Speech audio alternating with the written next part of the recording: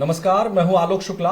News 18 network पर podcast की ये विशेष सीरीज देख रहे हैं आप, और हमारे साथ इस वक्त एक विशेष मेहमान जो 1971 बैच के आईएएस अधिकारी हैं।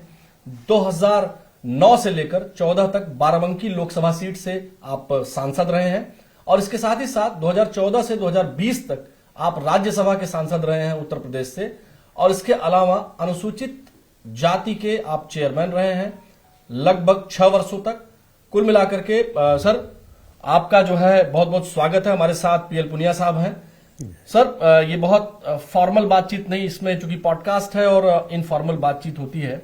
आपके साथ जब मैं रिपोर्टर रहा हूं बाराबंकी में, तो आपके साथ बहुत सहजता से बातचीत होती रहती थी, और उसी सहज अंदाज में हम बातचीत करने की शुरुआत करेंगे। जरूर सर, हम आपसे ये जानना चाहेंगे कि 1971 में जब आप आईएएस बनकर आए, फिर तब से लेकर के जब तक आपने नौकरी की बहन कुमारी मायावती जी के कार्यकाल तक, जो 2007 से 12 तक रहा, हालांकि उससे पहले आप रिटायर हो गए थे, लेकिन आपका अनुभव कैसा रहा? खासकर मुख्यमंत्रियों को लेकर के अगर बात करें तो किस तरह से आपने चेंजेस आते हुए देखे? क्योंकि पहले आप कांग्रेस के मुख्यमंत्री देखे होंगे, फिर तमाम उठापटक और 90s की जो राजनीति थी और उसके बाद की जो राजनीति, सब आपने देखा हुआ है। तो कैसा आपका एक्सपीरियंस रहा? देखिए, 1971 बैच का मैं आईएएस हूँ, और उससे पहले 1970 में इम्तिहान दे के आईएएस में अपीयर हुए। उसमें पास करने के बाद फिर इंटरव्यू के बाद फाइनल सिलेक्शन, और यूपी मुझे अलॉट हुआ जी।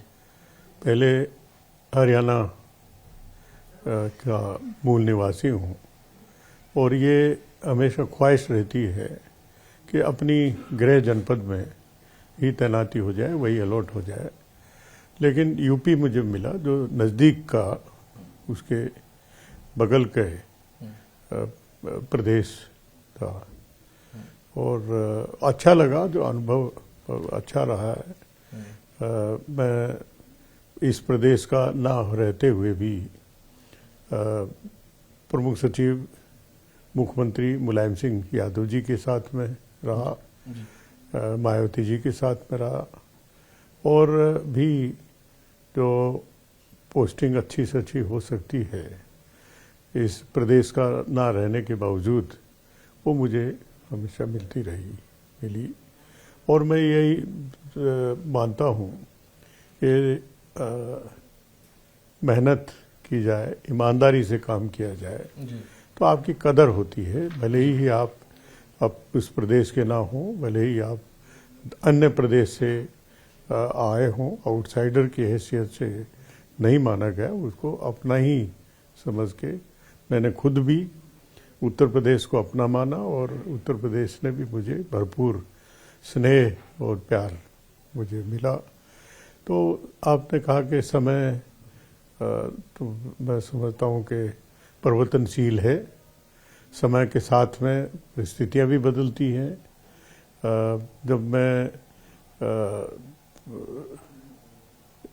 यहाँ पर उत्तर प्रदेश में आया तो कांग्रेस पार्टी की सरकार होती थी।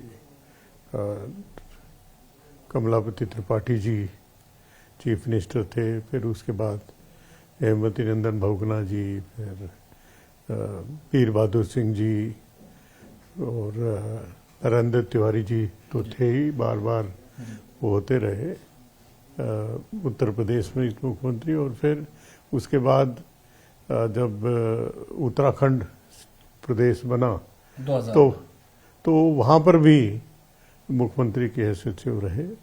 तो समय तो इसके साथ साथ बदलता ही रहा है, और सबके साथ में अच्छा अनुभव रहा।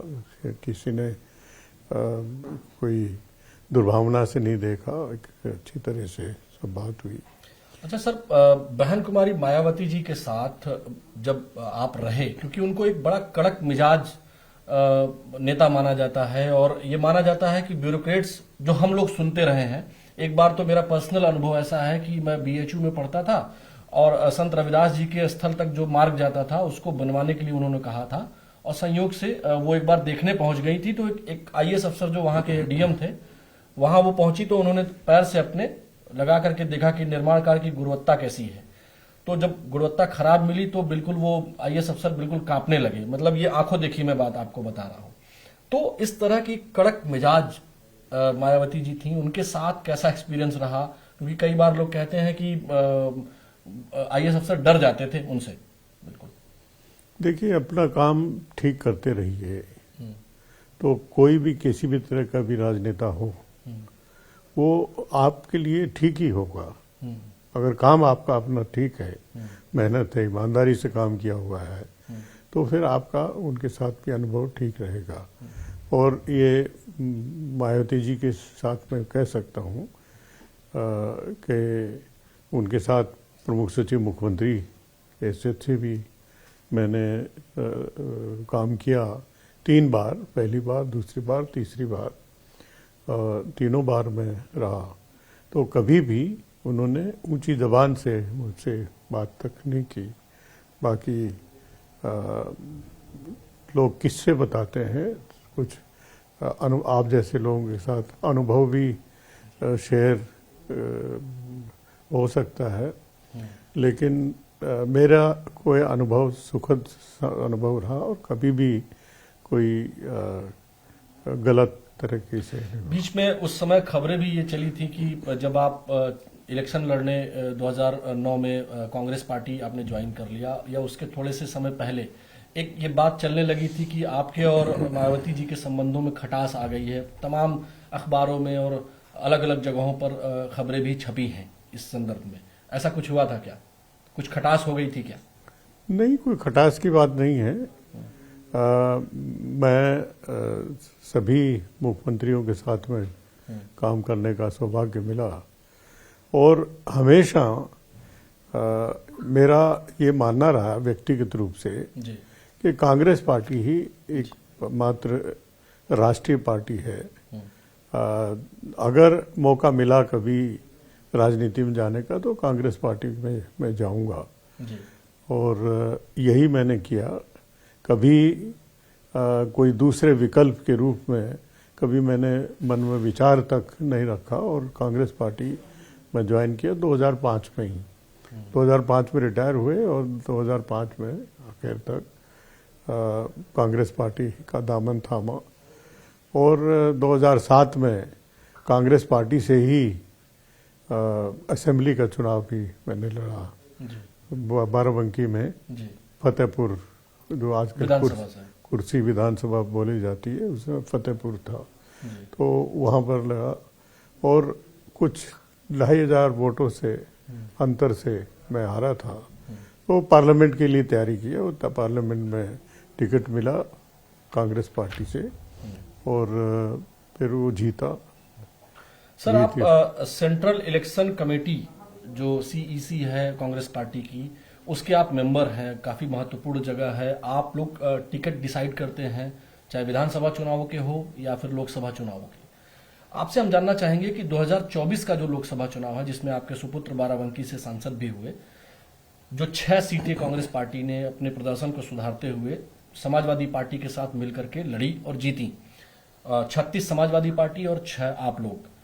आप हमें बताएं कि ऐसा क्या हुआ कि बहन जी का जो वोट बैंक है, जो दलित वोट बैंक जिसको कहते हैं, उस वोट बैंक में पहली बार ऐसा हुआ कि बड़ी सेंधमारी हुई और जो इंडिया गठबंधन का ब्लॉक है उसके फेवर में कहीं ना कहीं गया और वो रिजल्ट में भी परिवर्तित दिखाई दिया। आपको क्या लगता है कि ये दलित वोट बैंक का खिसकना मायावती जी की एक भी सीट न आने का कारण है? बेशक सही है। और ये राहुल गांधी जी का तो मिशन रहा। हर जगह जब जाते थे तो संविधान में पर जो हमला भारतीय जनता पार्टी की तरफ से किया जा रहा है, और उन्होंने सीधे सीधे मुखर होके कहा भी कि हम अब की बार 400 पार, और 400 हम पार्लियामेंट की सीट इसलिए चाहते हैं कि हम संविधान को बदलना चाहते हैं।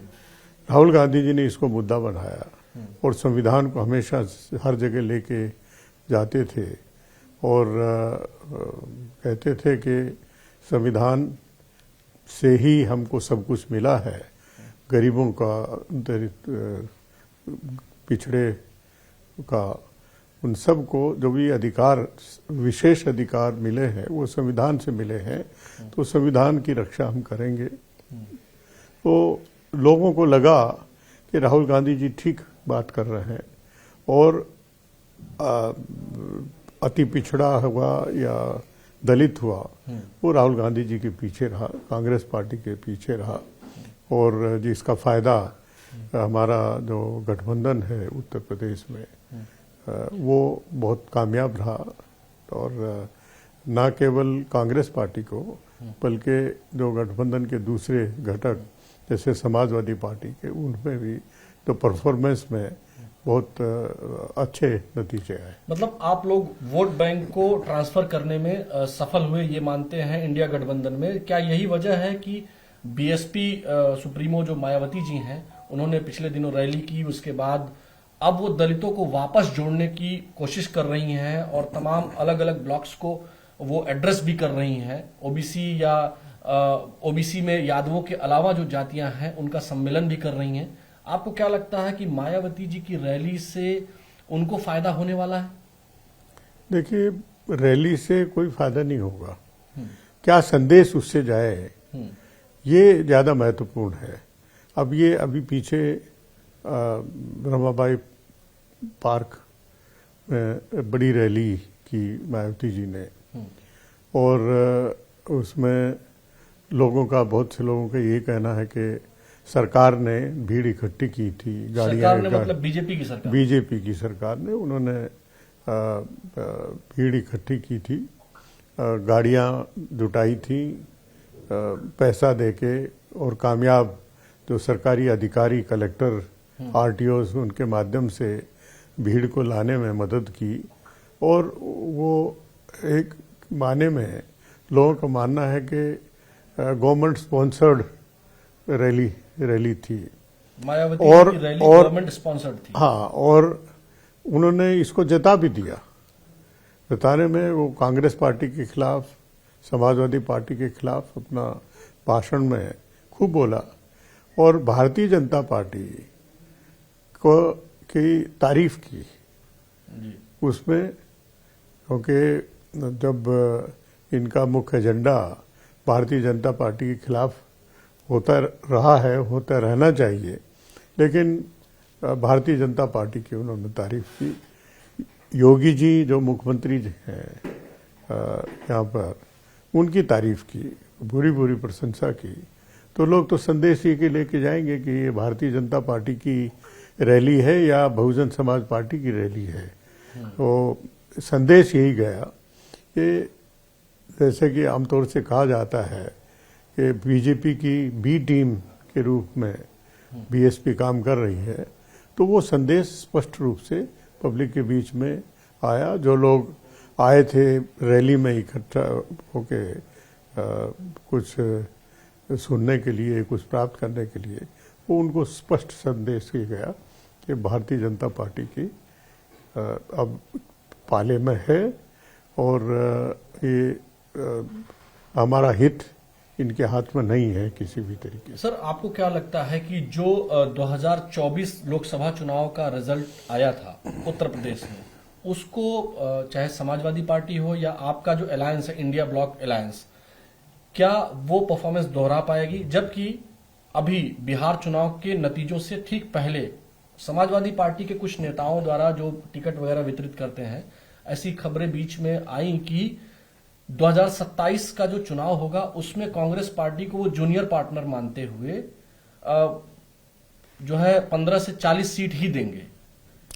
तो इसमें क्या लगता है आपको कि गठबंधन बना रह पाएगा? ये सब अफवाहें हैं, अभी इस पे चर्चा नहीं हुई क्योंकि अभी समय काफी है, और समय रहते इन सब विषयों के ऊपर चर्चा होगी, और आपस में दोनों का मन ये बहुत स्पष्ट है, कांग्रेस पार्टी और समाजवादी पार्टी का भी, कि हमें इकट्ठा होकर लड़ना है, इकट्ठी मजबूती के साथ में लड़ना है, और भारतीय जनता पार्टी की सरकार को अपदस्थ करना है, उनको हटाना है। ये उसमें जरा भी कोई संदेह नहीं है और आपस में मिल बैठ के सब सीटों के बारे में और एजेंडा के बारे में, इश्यूज के बारे में वो सब चर्चा होकर तय किया जाएगा। सर, अभी जब हम आपसे बात कर रहे हैं लगभग 24 घंटे हो गए बिहार विधानसभा चुनाव के रिजल्ट को आए, मतलब लगभग सबसे लोवेस्ट परफॉर्मेंस कांग्रेस पार्टी का बिहार के इस बार के विधानसभा चुनाव में हुआ है। मात्र 6 सीटें आई हैं। क्या बिहार में जो वोट चोरी का मुद्दा राहुल गांधी जी ने उठाया था वो सेल्फ गोल कर गया? देखिए, ये इतना सिंपल नहीं है जी कि सेल्फ गोल पोल कर गया।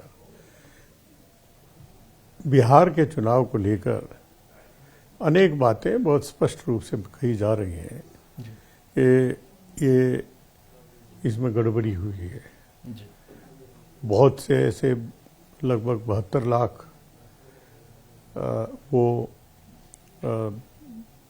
नए वोटर्स इसमें शामिल किए गए, जिसमें ये समझिए कि हर विधानसभा में 30,000 के आसपास वो, तो एक बहुत बड़ा साइज है जिसमें फैसला हजारों में, कुछ चंद हजारों में, 1,000 2,000 के बीच होगा। और वहाँ पर इतनी भारी संख्या में जो इस तरह के वोटर, जो sponsored voters Bharatiya Janata party के द्वारा लगाए हुए, ये आरोप है और अच्छे अच्छे जिम्मेवार लोगों का आरोप है कि इस तरह से हुआ है। तो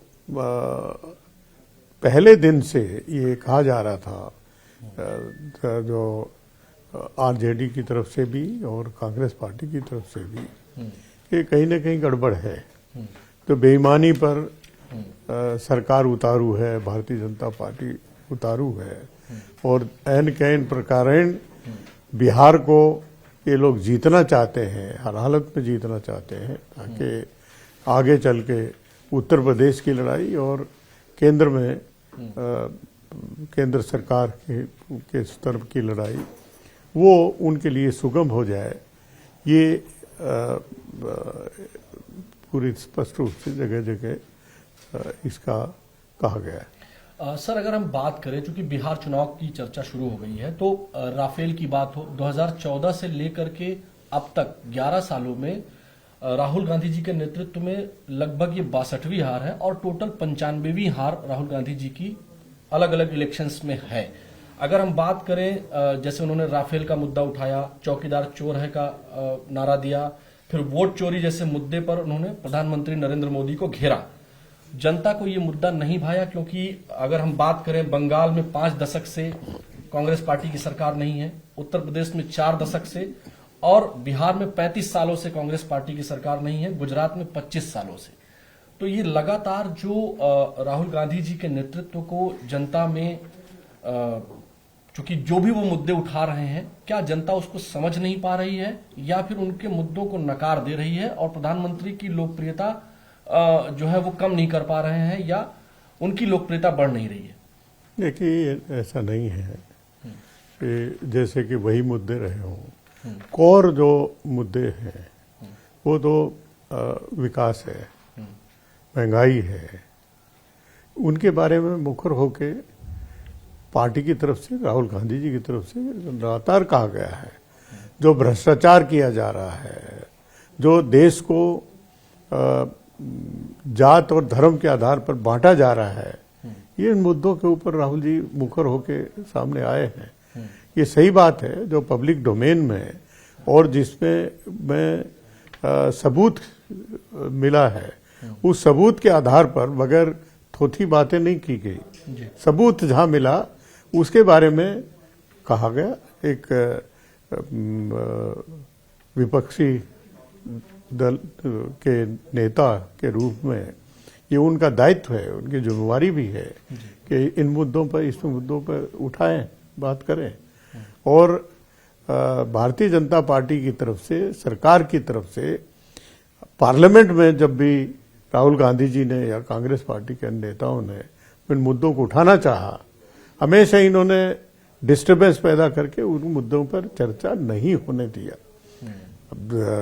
बार बार होता है कि कांग्रेस पार्टी इन मुद्दों पर चर्चा करना चाहती है और भारतीय जनता पार्टी उससे अवॉइड करती है पूरी तरह से। तो मुद्दों से भागने का काम तो भारतीय जनता पार्टी कर रही है। कोर मुद्दे जो आम आदमी, गरीब आदमी से प्रभावित करते, जो सीधे सीधे प्रभावित करते हैं, उन मुद्दों को राहुल गांधी जी ने हमेशा उठाया है। अच्छा, एक बात चल रही है कि बिहार में चुनावों से पहले 10,000 का मुद्दा ये पवन खेड़ा जी और तमाम आपकी पार्टी के नेतागण उठा रहे हैं। बिहार चुनाव की समीक्षा कैसे करेंगे, क्योंकि आप उस कमेटी में हैं जो टिकट डिसाइड करती है, कहां चूक रह गई, कैसे समीक्षा करेंगे?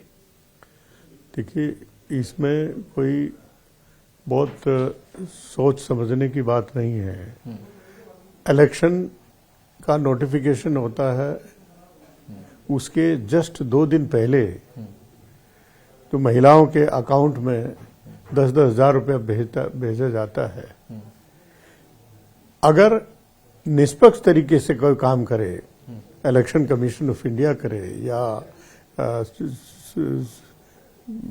सुप्रीम कोर्ट की निष्पक्षता से मुखर होके सामने से ये आए, तो ये नहीं परमिट किया जाना चाहिए था। और लेकिन वो हुआ। अब आप कहिए कि वोट डालने से जस्ट पहले 10-10 हजार रुपया अपनी जेब में आ जाता है, तो ये वोट को क्या खरीदा गया है? खरीदे गए वोट इस तरह से है आज महीनों के। आज पवन खेड़ा जी ने कहा भी कि मतलब वोट की बात जो हो रही थी, उन्होंने ज्ञानेश कुमार जी को, जो इलेक्शन कमिश्नर हैं, मुख्य चुनाव आयुक्त हैं, उन्होंने उनका नाम लेते हुए कहा कि ये सीधा सीधा उनके ऊपर आरोप मढ़ने की बात कही। लेकिन वहीं दूसरी तरफ जो आपके एक नेता हैं, लेट अहमद पटेल जी की जो बेटी हैं मुमताज पटेल जी, उन्होंने कहा कि एक कोर ग्रुप है जो अकाउंटेबिलिटी जिसकी तय नहीं हो रही है कांग्रेस पार्टी में, जिसके कारण बार बार चुनाव हार रहे हैं और मुद्दों से भटकाव है, एक तरह से ये कहना चाह रही है। वो इन बहस में इसमें पढ़ने की जरूरत नहीं है। तो पवन खेड़ा जी ने जो मुद्दा उठाया है, उसमें रत्ती भर भी कोई कमी है या कोई गलत है, पूरी तरह सही है। लेकिन प्रधानमंत्री जी जब कल बोल रहे थे तो उन्होंने कहा कि कांग्रेस पार्टी में एक धड़ा है जो अब वो टूट सकती है कांग्रेस पार्टी, उनका ये इशारा है, उनका सीधा सीधा कहना है। उनका मन बोल रहा है कि ऐसा हो जाए, लेकिन ऐसा होने वाला नहीं है। कांग्रेस पार्टी एक चट्टान की तरह से एक है और कभी भी उसको तोड़ने का प्रयास कोई करेगा वो फेल होगा। अच्छा सर, बंगाल में अब अगले साल चुनाव है, गठबंधन करके क्या ममता बनर्जी जी के साथ जाएंगी, क्योंकि इंडिया ब्लॉक का हिस्सा वो भी रही हैं, तो क्या आपको लगता है कि वो बंगाल में आपका जुड़ाव, माने कांग्रेस पार्टी का जुड़ाव हो पाएगा? क्या एसआईआर जैसे मुद्दे पर और वोट चोरी जैसे मुद्दे पर कांग्रेस पार्टी रहेगी बंगाल के चुनाव में भी? देखिए, अभी अभी बिहार के चुनाव संपन्न हुए हैं। अब कुछ दिन समय इसकी समीक्षा करने में लोगों को समय लगेगा और फिर जल्दी ही मैं समझता हूं कि आपस में चर्चा करेंगे। ये बहुत शीर्ष स्तर पर राहुल जी, आदरणीय खड़गे जी, ये लोग हैं, तो पहले चर्चा करके उसको डिसाइड कर देंगे। उसके बाद आगे फिर मामले को आगे बढ़ाया जा सकता है। लेकिन बंगाल में जो भी होगा वो ठीक होगा और भारतीय जनता पार्टी की जो इशारे में बातें करते रहते हैं, इसके इनकी मनोभावना अच्छी नहीं है, वो उसमें कामयाब नहीं हो पाएंगे। सर, जैसे चूंकि आप खुद कह रहे हैं, आपको क्या लगता है कि राहुल गांधी जी अभी जिस तरह से चुनाव आयोग पर हमलावर हैं, क्या आपको लगता है कि वो आगे भी ऐसे ही रहेंगे और उनका ये ब्लेम करना चुनाव आयोग को सही है? अब तक तो जितनी बातें कही सब सही निकली है। जो आरोप लगाए गए हैं वो 100% सबूत के साथ में आरोप लगाए हैं। ये इलेक्शन कमीशन अगर विपक्ष के नेता कोई मुद्दा उठाते हैं तो मिनिमम ये तो उनको कहना ही चाहिए कि जो आरोप लगाए हैं, जो तथ्य बताए हैं, उन पर हम जरूर अवश्य दिखवाएंगे, उसकी जांच करके आगे की जरूरत होगी तो आगे की कार्रवाई करेंगे। उल्टा वो कहते हैं कि साहब शपथ पत्र के साथ दीजिएगा और या फिर राष्ट्र से माफी मांगिएगा 24 घंटे में। तो किस तरह की बातें करते हैं ये? जैसे कि भारतीय जनता पार्टी की ही अलाई के रूप में चीफ इलेक्शन कमिश्नर बात कर रहे हैं, एक निष्पक्ष संवैधानिक पद पर बैठे व्यक्ति की ये भाषा भी नहीं हो सकती। सर, अगर हम बात करें उत्तर प्रदेश में, आप सांसद भी रहे हैं, आपने काम भी किया है और आपने शुरू में ही बताया कि उत्तर प्रदेश के लोगों ने आपको बहुत सहजता से एक्सेप्ट किया, चाहे ब्यूरोक्रेसी में रहने के दौरान या फिर पॉलिटिक्स में आने के बाद। आपसे हम जानना चाहते हैं कि कांग्रेस पार्टी क्या आपके अनुभव का, आपकी दलितों में जो पकड़ है, पहुंच है, उसका फायदा उत्तर प्रदेश में नहीं ले पा रही है?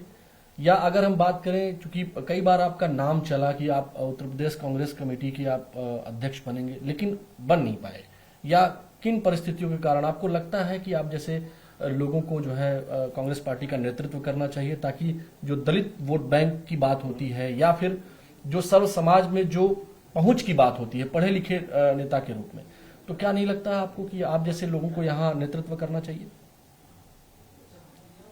देखिए, कांग्रेस पार्टी के हर स्तर पर उत्तर प्रदेश में भी और केंद्र में भी पार्टी ने मुझे मौका दिया, तो इसलिए जरा भी कोई शिकायत कांग्रेस पार्टी के नेतृत्व के खिलाफ नहीं है। जहाँ तक मुझे उत्तर प्रदेश में प्रदेश अध्यक्ष बनने की बात है, ये अवश्य बात चली थी। राहुल गांधी जी चाहते भी थे कि मैं बनूं, लेकिन मैं उन दिनों कोविड के बाद कुछ दिक्कत परेशानियां थी, जिसकी वजह से वो संभव नहीं हो पाया।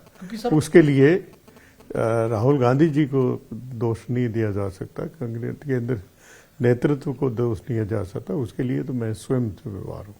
सर, चूंकि 22% आबादी दलितों की है लगभग उत्तर प्रदेश में, जो बड़ी आबादी है, उस वोट बैंक के लिए सभी लोग परेशान रहते हैं, और उस आबादी में आपकी अच्छी पकड़ है, और जब भी आप नौकरी में रहे हों या फिर समाज में काम करते वक्त, चूंकि आप चेयरमैन भी रहे हैं अनुसूचित जाति आयोग के, तो आपकी पहुंच और पैठ दोनों है, लेकिन इसके बाद भी आपको मौका न मिलना 2%, 2.5% या 1.5% वाले जो जातीय समीकरण के हिसाब से, चूंकि उत्तर प्रदेश और बिहार में जातीय समीकरण कहीं जाता नहीं है, उस समीकरण से संबंध रखने वाले लोग अध्यक्ष तो बन जा रहे हैं, लेकिन जिसकी मजबूत पकड़ है, क्या यही गलती हो जा रही है यूपी में कांग्रेस पार्टी से? चलिए, अब बेटा तनुज पुनिया वो सांसद हो गया है और प्रदेश अनुसूचित जाति विभाग के वो चेयरमैन हैं। अब वो अपना ताकत दिखाएं और कांग्रेस पार्टी के लिए समर्पित होकर काम करें, मेहनत करें, तो जरूर इसके नतीजे निकलेंगे। सर, बिहार चुनावों से आप लोग क्या सीख लेने वाले हैं? अब इसकी तो समीक्षा होगी 2 दिन पहले, कल ही तो नतीजे आए हैं जी।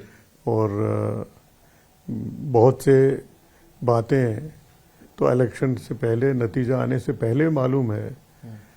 उसके लिए कोई पार्टी कुछ जिम्मेवार हो सकती है कि पर्याप्त समय से पहले टिकटों का फाइनल ना होना, कुछ और कैंपेन में कुछ और तेजी लाना, लेकिन मुख्यतः जो भारतीय जनता पार्टी के द्वारा, जो सरकार के, केंद्र सरकार के द्वारा की जो हरकतें रही हैं, उसके बारे में जरूर अवश्य चर्चा होगी और उसका नतीजा निकलेगा। सर, आपको क्या लगता है, क्योंकि दिल्ली में 2008 के बाद ब्लास्ट हुए, आपको क्या लगता है कि मोदी सरकार आतंकी घटनाओं को रोकने में सफल रही है? आपका क्या कहना है इस पर? कहीं ना कहीं कमी जरूर है। वो पहले आरोप लगाते रहे कांग्रेस पार्टी के ऊपर, और जब 26/11 बॉम्बे में इस तरह की आतंकी घटना हुई तो गुजरात के चीफ मिनिस्टर की हैसियत से नरेंद्र मोदी जी वहाँ बॉम्बे पहुँच गए थे और अपनी केवल राजनीति चमकाने के लिए वहाँ पर राजनीतिक भाषण देके वो आए थे। लेकिन हमने हमेशा सरकार को आतंकवाद से निपटने के लिए जो भी कदम उठाए उसमें मदद, उनका सहयोग करने का हमने हमेशा रखा है। और लेकिन डेफिनेटली एक फेलियर है सरकार का, इनकी इंटेलिजेंस फेलियर है कि निरंतर घटनाएं होती जा रही हैं। अब फरीदाबाद में विस्फोटक मिले लेकिन उसके 2 दिन तक कोई कार्रवाई नहीं की, उसके 2 दिन बाद ये घटना दिल्ली की हुई है। तो इसका कहीं ना कहीं तो जवाबदेही होनी चाहिए। और भी जो घटनाएं पहले यूपी सरकार के दौरान में मैं कोई यहाँ पर तारीफ करने के लिए नहीं बैठा, लेकिन जो इस दौरान में 2014 के बाद घटनाएं, आतंकी घटनाएं बढ़ी हैं, ज़्यादा हुई है, जो कि चिंता की बात है, जो सरकार का टोटल फेलियर है। अच्छा सर, प्रधानमंत्री ने कहा है कल कि आज कांग्रेस मुस्लिम लीगी माओवादी कांग्रेस यानी एमएमसी बन गई है। पार्टी के नामदार जिस तरह की नकारात्मक राजनीति में जुटे हैं उससे कांग्रेस में एक और बड़े विभाजन की आशंका बन गई है। अब ये देखिए, वो प्रधानमंत्री हैं और प्रधानमंत्री देश के प्रधानमंत्री हैं, वो भारतीय जनता पार्टी के प्रधानमंत्री नहीं है। तो क्या उनकी ये भाषा प्रधानमंत्री के रूप में सही है? क्या मर्यादा उन्होंने रखी है? तो वो कम से कम इन चीज़ों का अध्ययन कर लें, करा लें, अपना यहाँ कोई ग्रुप बना लें। तो मैं समझता हूँ कि ये अत्यंत चिंता की बात है कि देश को ऐसा प्रधानमंत्री मिला है जो कि जो राजनीति में जो मर्यादाएं हैं उनके कोई ध्यान नहीं रखते। अच्छा सर, पीएम ने यह भी कहा है कि कांग्रेस को उन्होंने परजीवी बताया है और कहा कि वह अपने सहयोगी के वोट को भी निगल जाते हैं, मतलब वो सहयोगियों को हरा देते हैं। उन्होंने बिहार का एग्जाम्पल देते हुए कहा कि एक तरह से इशारों में बताया कि तेजस्वी को निगल गए, मतलब उनकी पार्टी को भी निगल जाते हैं, इनके वोट बैंक को भी निगल जाते हैं। कोई इसमें जवाब देने की आवश्यकता नहीं है। ये मैं फिर कहूँगा कि ये इस तरह के स्टेटमेंट एक प्रधानमंत्री के लिए कोई शोभा नहीं देता। सहयोगी दल आपस में महागठबंधन के रूप में काम कर रहे हैं, दोनों जितने भी जो दल थे वो सब अच्छी तरह से काम कर रहे हैं, मिलजुल के लड़े हैं। तो तब इस बैकग्राउंड में क्या ये प्रधानमंत्री जी का स्टेटमेंट सही है? अपने आप सब हर व्यक्ति बताएगा कि ये गलत बात है। अच्छा सर, चूंकि उत्तर प्रदेश में आप राजनीति कर रहे हैं, उत्तर प्रदेश में हम बैठे हैं, हम आपसे जानना चाहते हैं कि यूपी में योगी फार्मूला की काट क्या है विपक्ष के पास या कांग्रेस पार्टी के पास? क्योंकि जिस तरह से उनकी बुलडोजर नीति हो या फिर जिस तरह से पब्लिक में उनकी पैठ है, चाहे वो 2022 का इलेक्शन हो चाहे 17 के बाद, वो लगातार जीत रहे हैं। केवल 2024 की अगर बात कर ले तो उसमें भी ये कहा जाता है कि कुछ न कुछ ऐसा था जिसमें योगी की नहीं चली, जिसके कारण यहाँ बीजेपी बैकफुट पे आई थोड़ी। तो आप लोगों के पास योगी फार्मूला की काट क्या है? क्योंकि बिहार इलेक्शंस में भी 87% स्ट्राइक रेट है। जहां जहां मुख्यमंत्री योगी आदित्यनाथ ने प्रचार किया वहां 87% सीटें निकली हैं। तो योगी फार्मूला की काट क्या है? ये कोई गलत फहमी में ना रही है कि बिहार में जाके ये चुनाव जिता गए। एक हमने तो ये भी सुना कि बीच में नीतीश कुमार जी चीफ मिनिस्टर की हैसियत से उन्होंने शिकायत की कि जो जिस तरह के भाषण दे के जा रहे हैं योगी जी चीफ मिनिस्टर उत्तर प्रदेश, वो उसको बंद कराया जाए। और 2-3 दिन वो उनके प्रोग्राम नहीं हुए, फिर बाद में जो भी बात हुई हो फिर उनको चालू किया गया। तो मैं तो ये नहीं समझ पा रहा हूँ कि योगी फार्मूला है क्या। यहाँ उत्तर प्रदेश में और बाकी जगह भी बहुत सद्भाव के साथ में हर धर्म के लोग आपस में त्योहार मनाना और आयोजन करना, ब्याह शादियों में इकट्ठे होना बहुत सद्भाव के साथ में होता था। लेकिन इस दौरान में 2014 के बाद तो ये बहुत बड़ा परिवर्तन आया है कि एक दूसरे के प्रति घृणा, एक दूसरे के प्रति जो सद्भाव की भावना रहती थी हमेशा, वो पूरी तरह से अभाव उसका रहना चाहिए। आपके अपने सम्मानित जो नागरिक हैं उत्तर प्रदेश में या देश में रहने वाले, उनको कहा जाए कि आप लोग चले जाइए, पाकिस्तान चले जाइए, तो ये पहले तो कभी नहीं था। क्या इसी को फार्मूला अगर समझते हैं तो ये देश के लिए बहुत घातक फार्मूला है। सर बस इंटरव्यू के बातचीत के आखिरी पड़ाव में हम हैं। सबसे आखिर में हम आपसे पूछना चाहते हैं कि ये जो टेररिज्म का जो ये डॉक्टर मॉड्यूल है, व्हाइट कॉलर मॉड्यूल है, ये देश के लिए, देश के लोगों के लिए कितनी चिंता का विषय है? चिंता की बात है। एक ऐसी कम्युनिटी, मैं डॉक्टर समुदाय को कम्युनिटी कह रहा हूँ, कम्युनिटी जो कि समाज की सेवा के लिए तो बना है, तैयार किया है, पैसे सरकार की तरफ से मेडिकल कॉलेजेस में और उसमें पैसा खर्च करके इनको तैयार किया जाता है, और वो उसी समुदाय का उस जनता जनार्दन हमारे नागरिकों को, उन्हीं को मारने में वो इस्तेमाल हो रहा है। तो ऐसा तो नहीं होना चाहिए। और दूसरा, देश के खिलाफ का अगर काम कर रहा है, पाकिस्तान के इशारे पे क्या, उनकी तो पूरी तरह से भागीदारी होती रहती है। जो भी आतंकी हमला हो उसके पीछे पाकिस्तान हमेशा रहता है। तो उनके इशारे पे मिलके इसमें शामिल होना और इस तरह से आतंकी घटना करना निंदनीय है। और ऐसे लोगों को खिलाफ इतनी सख्त से सख्त कार्रवाई की जानी चाहिए, जो एग्जेम्पलरी पनिशमेंट उनको दिया जाना चाहिए, ताकि कोई हिम्मत ना कर सके इस तरह की घटना घटित करने। सर सबसे आखिरी क्वेश्चन ये है कि जो आतंकी पकड़े गए, उनमें से एक आतंकी जिसने बॉम्ब ब्लास्ट करके कार में लोगों की निर्मम हत्या की, उनमें से उसी आतंकी का घर कश्मीर में सुरक्षा बलों ने उसको उड़ा दिया। उसके बाद फारूक अब्दुल्ला जी ने जिस तरह से इनडायरेक्टली फेवर करने की कोशिश की है, आपको क्या लगता है पॉलिटिकल शेल्टर कुछ लोग देते हैं, इस वजह से ऐसे लोगों का मनोबल बढ़ जाता है, ऐसा लगता है आपको? मनोबल कोई नहीं बढ़ा सकता, क्योंकि देश से एक आवाज निकलती है, इक्का दुक्का आवाज की कोई परवाह नहीं है।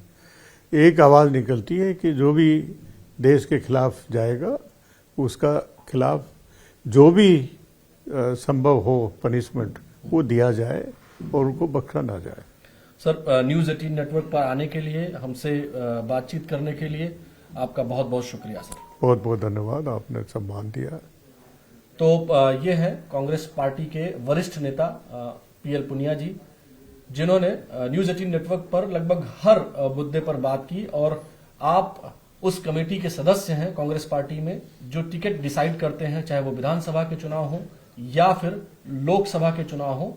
तो कुल मिलाकर के आपकी महत्वपूर्ण भूमिका है। और बिहार चुनावों पर आपके जो कांग्रेस पार्टी जो एनालिसिस करने वाली है, उसमें भी आप मेंबर हैं, तो जरूर एनालिसिस करेंगे। लेकिन फिलहाल स्थिति ये है कि उत्तर प्रदेश में ये गठबंधन में चुनाव लड़ने वाले हैं, ऐसा इनका कहना है। लेकिन राजनीतिक परिस्थितियां बदलती रहती हैं और कई बार परिस्थितियों के हिसाब से अपने आप को मोड़ना भी पड़ता है। फिलहाल आज के इस पॉडकास्ट में इतना ही। आपसे फिर मिलेंगे, तब तक मुझे मेरे वीडियो सहयोगी उपेंद्र यादव के साथ दीजिए अनुमति। नमस्कार।